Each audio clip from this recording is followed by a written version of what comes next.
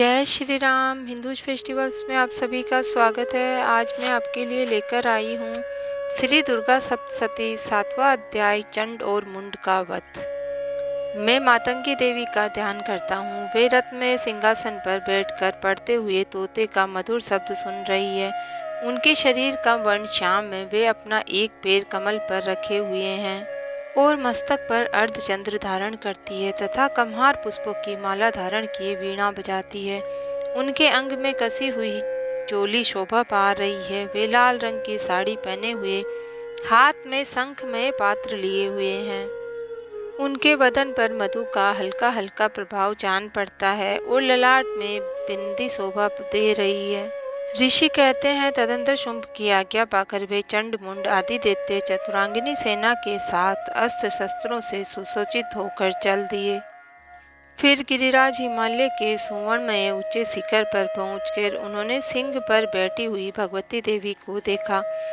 वे मंद मंद मुस्कुरा रही थी। उन्हें देखकर दैत्य तत्परता से पकड़ने को तैयार हुए। किसी ने धनुष तान लिया, किसी ने तलवार संभाली और किसी दैत्य ने देवी के पास आकर खड़े हो गए।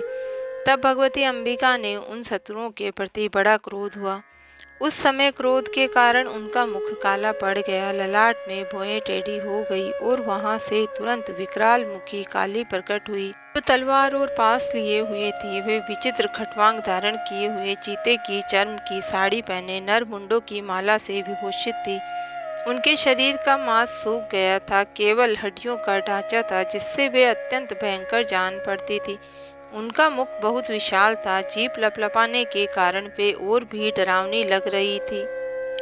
उनकी आंखें भीतर को धसी हुई और कुछ लाल थी। वे भयंकर गर्जना से संपूर्ण दिशाओं को गुंजा रही थी। बड़े बड़े दैत्यों का वध करती हुई वे कालिका देवी बड़े वेग से दैत्यों की सेना पर टूट पड़ी और उन सब का भक्षण करने लगी। वे पाशर्व रक्षकों, अंकुशधारी महावतों, योद्धाओं और घंटा सहित कितने ही हाथियों को एक ही हाथ से पकड़कर मुंह में डाल लेती थी।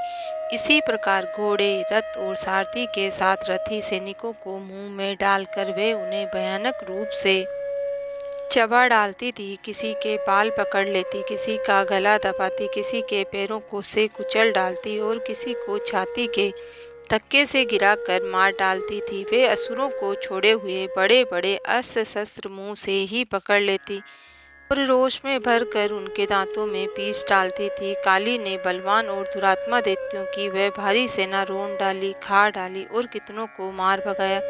कोई तलवार के घाट उतारे गए, कोई खटवांग से पीटे गए और कितने ही असुर दांतों के अग्रभाग से कुचले जाकर मृत्यु को प्राप्त हुए।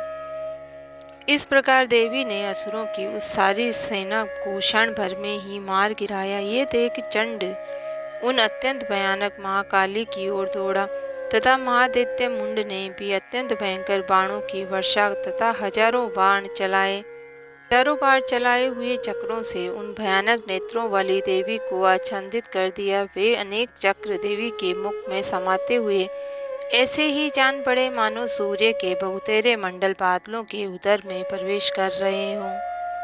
तब भयंकर गर्जना करने वाली काली ने अत्यंत रोष में भरकर विकट अट्टहास किया। उस समय उनके विकराल वदन के भीतर कठिनता से देखे जा सकने वाले दांतों की प्रभा से वे अत्यंत उज्ज्वल दिखाई देती थी।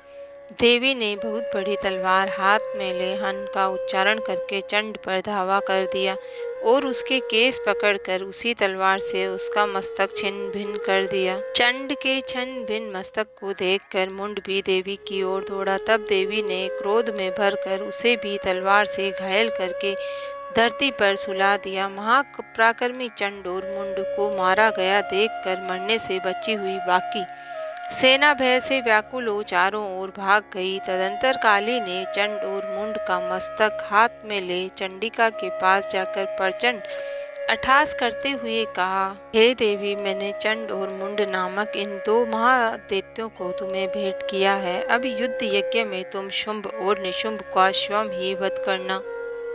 ऋषि कहते हैं वहां लाए हुए उन चंड मुंड नामक महादैत्यों को देखकर कल्याणी चंडी ने काली से मधुर वाणी में कहा, देवी, तुम चंड और मुंड को लेकर मेरे पास आई हो, इसीलिए संसार में तुम चामुंडा के नाम से जानी जाओगी। इस प्रकार श्री मार्कंडेय पुराण में साण्विक मनवंतर की कथा के अंतर्गत देवी महात्म्य में चंड मुंड वध नामक 7वां अध्याय पूरा हुआ। जय भगवती देवी की सदा ही जय हो, जय हो।